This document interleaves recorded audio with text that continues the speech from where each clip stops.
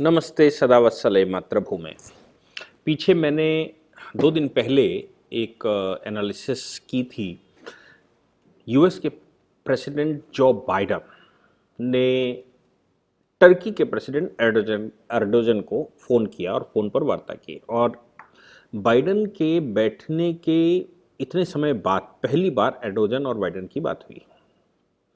लेकिन जो न्यूज़ें white house ने दी, जो व्हाइट हाउस का स्टेटमेंट आया, उसने ये कहा था कि जो आर्मेनियन जेनोसाइड हुआ, आर्मेनियन जेनोसाइड मैंने उस दिन भी बताया था कि यूएस कहता है कि लगभग 15 लाख ईसाइयों 15 लाख ईसाई जो आर्मेनियन थे, एक्चुअली आर्मेनिया का जो 4वीं सदी में जो रिलीजन उन्होंने घोषित किया था वो ईसाइयत घोषित किया था।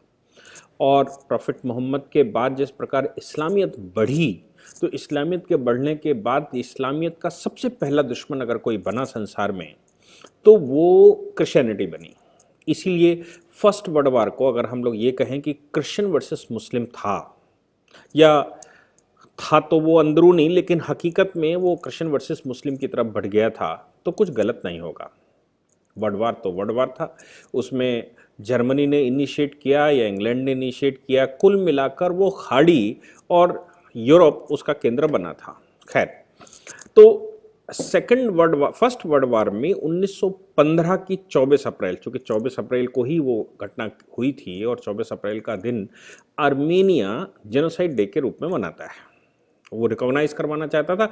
तो उधर जो बाइडन ने रिकॉग्नाइज कर दिया कि जो 24 अप्रैल सन 1915 का दिन है वो Armenian genocide by the Ottoman Empire. उस दिन भी मैंने ऑटोमन एम्पायर के बारे में आपको बताया था। ऑटोमन एम्पायर उस समय कुर्दिश एम्पायर और ऑटोमन एम्पायर, ये 2 इस्लामिक एम्पायरें थी, तीसरी ईरानियन एम्पायर अगर कोई थी तो थी। खास तौर से Syrian Kurdish, Syria prophet Muhammad के बाद से सदैव के लिए खड़ा बना हुआ, क्योंकि सीरिया में बोथ क्रिश्चियन और मुसलमान दोनों हैं। हालांकि सीरिया में जो देवी पूजी जाती है वो कंपिलवासिनी देवी की पूजा करते हैं। कंपिलवासिनी देवी हिंदुस्तान के अंदर फर्रुखाबाद जिले में कंपिल एक स्थान है जहां माँ गौरी, ऐसा कहा जाता है कि कैलाश मानसरोवर की यात्रा वहां से शुरू हुई थी और माँ गौरी का विवाह भी वहीं पर हुआ भगवान से। और वो स्थान जहाँ से द्रौपदी जहाँ पैदा हुई और उनका स्वयंवर हुआ, वो माँ गौरी का स्थान माना जाता है। उनको कंपिलवासिनी देवी कहते हैं। कंपिल एक स्थान है फर्रुखाबाद जिले में, उसको कंपिलवासिनी यानी कि कंपिल में वास करने वाली गौरी, उसकी पूजा सीरिया में बहुत ज़्यादा होती है, आज भी होती है। लेकिन क्रिश्चियन वर्सेस मुस्लिम्स का जो युद्ध चल रहा है उसमें कंपिलवासिनी कहीं पीछे रह गई। हालांकि वो पूजा करते हैं दोनों समुदाय, कंपिलवासिनी कहीं पीछे रह गई और युद्ध की स्थिति आ गई। क्योंकि हम जानते हैं कि जो किताबिया है, किताबिया से मतलब किताबों को फॉलो करने वाले, ये आपस में मेरी किताब अच्छी कि तुम्हारी किताब अच्छी, इस अच्छी किताब के चक्कर में ही युद्ध करते रहते हैं। और ये युद्ध आज से नहीं 2000 वर्ष से चल रहा है। खैर, एर्डोगन, ऐसा कहा गया कि एर्डोगन ने कोई रिप्लाई नहीं दिया और यूएस ने ये कहा, ये घोषणा की कि हम आर्मेनियन जेनोसाइड को जेनोसाइड घोषित कर रहे हैं, उसको रिकॉग्नाइज कर रहे हैं। खूब सारी न्यूज़ें आई। मुझे लगा कि टर्की ने कैसे स्वीकार कर लिया, क्योंकि टर्की ऑटोमन एम्पायर के रहते, जो टर्की जिसका केंद्र हुआ करता था, ऑटोमन एम्पायर के रहते उसने जितनी जातियां की उतनी संसार में शायद मुस्लिम शासकों में बहुत कम हुई होंगी। उसका परिणाम, हालांकि जब आप बहुत जातियां करते हैं तो उसका परिणाम के रूप में आंदोलन उठते हैं और आंदोलन निकलकर कुछ नई रास लिखते हैं, नई रास्ता लिखते हैं।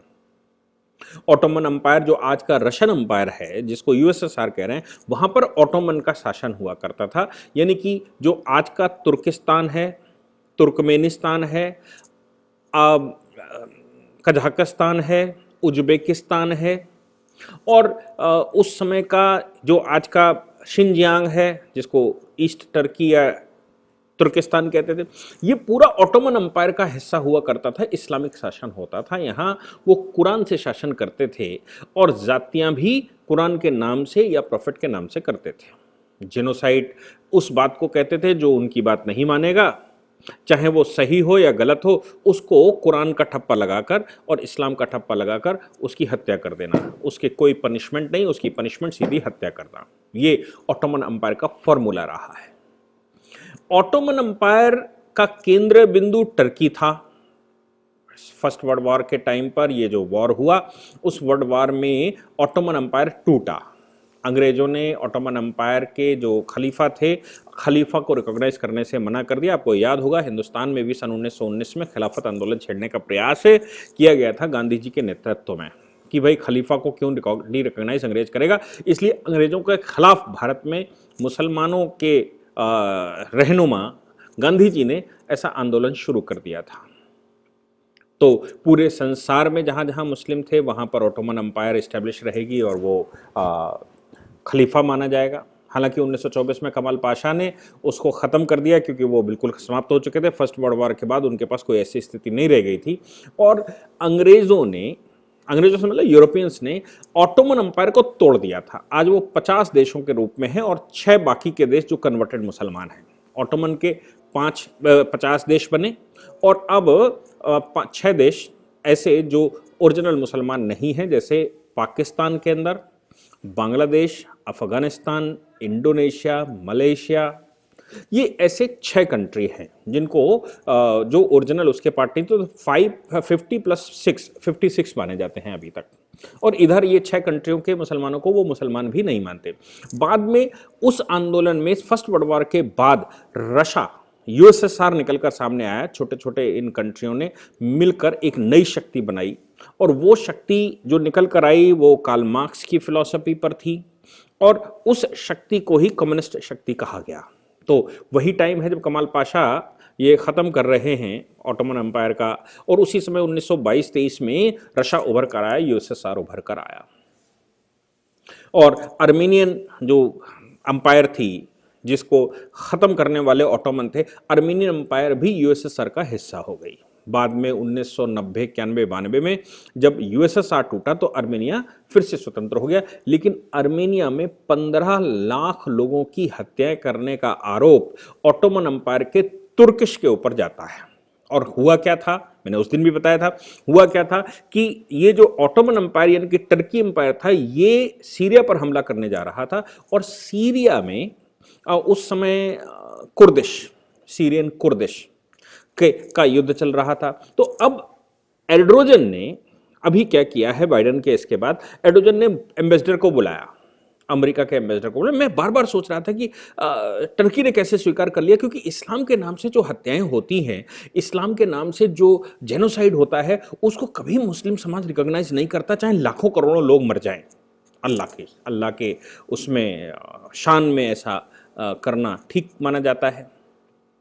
ये वहाँ की फिलॉसफी है। तो इस फिलॉसफी को एर्डोगन कैसे स्वीकार कर लेंगे, मैं सोच नहीं पा रहा था। लेकिन फिर मुझे भी उस समय लगा कि हो सकता है एर्डोगन ने स्वीकार कर लिया हो। क्यों? क्योंकि अमेरिका के दबाव में टर्की आ गया हो। क्योंकि टर्की अभी क्या कर रहा है, टर्की अपनी ऑटोमन एम्पायर की जो गद्दी है उसको फिर से गेन करना चाहता है। और अंग्रेजों ने क्या किया था, उन्होंने सऊदी अरेबिया को केंद्र बिंदु बना दिया था, क्योंकि मक्का मदीना जहां सऊदी अरेबिया में है। तो उन्होंने जब ऑटोमन एम्पायर तोड़ा था, सऊदी अरेबिया जब नया देश बना तो सऊदी अरेबिया के प्रिंस को या सऊदी अरेबिया का जो शासक था वहीं पर मूल गद्दी उन्होंने बना दी, भाई ये मदीना स्कूल है और ये मक्का स्कूल है। तो सऊदी अरेबिया मुख्य केंद्र बना हुआ है और जो ऑर्गेनाइजेशनें भी चल रही हैं उसमें भी सऊदी अरेबिया मुख्य केंद्र बना हुआ है। लेकिन एर्डोगन, टर्की लगातार कोशिश कर रहा है कि वो क्या न कर दे। सऊदी अरेबिया चूंकि अंग्रेजों के द्वारा बनाया गया था उस समय, ऐसा कहते हैं, या निकल कर आया और इस्लामिक कंट्रियों का मुख्य केंद्र बना, तो सऊदी अरेबिया लगातार अपने आप को मॉडरेट करता रहता है। वो फिर से ऑटोमन एस्टेब्लिश नहीं करने देना चाहता है, वो फिर से इस्लामिक शासन संसार में नहीं करने देना चाहता है। हालांकि सऊदी अरेबिया भी लगातार कुछ ना कुछ इस्लामिक प्रयास करता ही रहता है, कुरान का शासन वो एस्टेब्लिश करेगा, ये उसका भी प्रयास रहता ही है। लेकिन वो जो ऑटोमन एम्पायर की हीनता है, उस हीनता को वो सपोर्ट नहीं करता। तो सऊदी अरबिया, इस समय हमने पिछले भी कहा था कि वो रामायण और महाभारत और भारतीय दर्शन को पढ़ाने के लिए उसने विजन 2030 में सिलेबस में डाला हुआ है कि भाई थोड़ा सा सेकुलरिज्म इस्लाम में भी आना चाहिए और संसार पता लगे कि इस्लाम के अतिरिक्त संसार कितना बड़ा है। इस्लाम एक छोटा सा कोना है और उसके अतिरिक्त संसार कैसा है ये पता लगे, तो शायद वो भयावह स्थिति जो ऑटोमन एम्पायर के टाइम पे थी वो ना आने पाए। लेकिन टर्की लगातार प्रयास कर रहा है। इसी प्रयास में वो जम्मू कश्मीर को सपोर्ट करता है पाकिस्तान के पक्ष में। था आर्टिकल 370 जब इनफेक्टिव बनाया गया तो उसके इनफेक्टिव बनाने में टर्की ने पाकिस्तान का साथ दिया, और टर्की और मलेशिया दो ही देश हुआ करते थे जो पाकिस्तान का साथ दे रहे थे। बाकी चाइना ऊपर ऊपर से सपोर्ट कर रहा, अंदर अंदर से सपोर्ट कर रहा, वो खुलकर नहीं बोल रहा था। खैर, एर्डोगन के विदेश मंत्री ने अमेरिका के एम्बेसडर को बुलाकर अपना प्रोटेस्ट दर्ज करवाया और उन्होंने कहा भाई ये क्या कहने की कोशिश कर रहे हो आप, ईरान, आप कुर्दिश, सीरिया कुर्दिश और जो टर्की है उसके बीच के कन्फ्लिक्ट में अर्मेनियन, टर्की, तुर्किस्ट, इन दोनों ने अपने लोग गंवाए हैं, केवल अर्मेनिया ने नहीं गंवाए। अर्मेनिया ऑटोमन एम्पायर का पार्ट हुआ करता था, इसलिए हिस्ट्री को सही करना चाहिए और ये जेनोसाइड के रूप में काउंट नहीं होना चाहिए। हालांकि यूएस ने लगातार क्लेम किया है कि 15 लाख लोग मारे गए। खैर, इसमें अभी एक और बात जो एर्डोगन के मंत्री ने कहा, उन्होंने कहा कि फतुल्ला गुलेन जो अमेरिका में है, मैं आपको बताऊं कि टर्की का जो ये एर्डोगन एम्पायर है, जिसको एर्डोगन प्रेसिडेंट अपने आप को कहता है, ये एर्डोगन एम्पायर, इसको उसने लोगों ने नाम दिया। एर्डोगन एम्पायर का जो मुख्य मुल्ला हुआ करता था उस किसी समय पर, इसको एस्टेब्लिश करवाने वाला, वो फतेहुल्लाह गुलेन था। फतेहुल्लाह गुलेन साथ में बहुत दिनों तक चला, इस्लाम को उसने नए सिरे से प्रेजेंट किया, लेकिन एक समय के बाद उसने क्या किया कि इनके खिलाफ हो गया और वो जो नई बयार उसने चलानी शुरू की 2003 के लगभग की, वो सेकुलर टर्की की तरफ ले जाने की कोशिश कर रहा था। अब एर्डोगन उसमें क्रिटिसाइज हो रहे थे क्योंकि एर्डोगन हार्डकोर थे और फतेहुल्लाह भी हार्डकोर था। ये दोनों ही राइटिज्म माने जाते हैं और सेकुलरिज्म की तरफ जाते नहीं, लेकिन फतेहुल्लाह किसी तरह से सेकुलरिज्म की तरफ चल दिया और सेकुलरिज्म की तरफ जब चल दिया तो फिर ये विभाजन हो गया एर्डोगन और फतेहुल्लाह का। फतेहुल्लाह को मारने के आदेश एर्डोगन ने दे दी, क्योंकि इस्लाम में कोई सजा वजा नहीं दी जाती, कोई मुकदमा नहीं चलता, सीधी हत्या ही होती है। तो उसकी हत्या का जब आदेश दे दिया, उसकी जो पार्टी थी justice and development party, AKP ऐसा कहते हैं, तो वो भागकर चला गया यूएस, और यूएस में इस समय उसने शरण दे रखी है और यूएस ने उसको शरण दे रखी है क्योंकि यूएस का कहना है कि सेकुलरिज्म हम फैला कर रहेंगे और टर्की का कहना है कि हम इस्लामियत फैला कर रहेंगे और हम पुराना ऑटोमन एम्पायर इस्टेब्लिश करके रहेंगे। एशिया माइनर से मतलब भारत छोड़कर जो बाकी का एशिया का ऊपर का हिस्सा, उसको एशिया माइनर को हम दोबारा इस्टेब्लिश कर लेंगे और संसार पर राज्य अपना बिठा लेंगे। मैंने बार बार कहा है कि ये टर्की को स्वीकार तो हो ही नहीं सकता कि वो जेनोसाइड कहे। क्यों? क्योंकि इस्लाम में हत्या करना, मारना, इंसान की कोई वैल्यू नहीं है, और चूंकि उसमें महिलाएं और बच्चे जेनोसाइड में ज़्यादा मरे थे, इसलिए महिलाओं के, बच्चों के मारने को तो वो ऑटोमन एम्पायर कभी रिकॉग्नाइज ही नहीं करता था। इसलिए इस पूरे प्रकरण को किसी भी तरह से टर्की स्वीकार नहीं करता, इसलिए टर्की ने अपना प्रोटेस्ट दर्ज करवा ही दिया है और फतेहुल्लाह गुलेन को टर्की को दिया जाए, वो एर्डोगन का दोषी है और अमेरिका उसका सपोर्ट कर रहा है, ऐसा भी प्रोटेस्ट साथ में एम्बेसडर को किया और कहा कि इसको वापस दिया जाए। मैं समझता हूं कि अभी जो अंग्रेजों ने उस समय क्रिश्चियन वर्सेस इस्लाम चला और जिस तरह से वो ऑटोमन एम्पायर को तोड़ा गया, अभी और ज़्यादा तोड़ने की आवश्यकता है ताकि लोग सेकुलरिज्म की तरफ बढ़ें। फतेहुल्लाह गुलेन जैसे लोगों को रिकॉग्नाइज करने की ज़रूरत है पूरे विश्व को कि वो, हालांकि वो इस्लामिक स्कॉलर वो भी है और वो प्रीचर भी है। इस्लामिक स्कॉलर प्रीचर पर कितना विश्वास किया जा सकता है मैं नहीं कह सकता, लेकिन अगर वो थोड़ा बहुत भी सेकुलरिज्म की तरफ बढ़ा है तो उसको तो बढ़ावा मिलना ही चाहिए। हालांकि वो अगर सत्ता में आ जाएगा तो फिर वो भी वही करेगा जो एर्डोगन कर रहा है।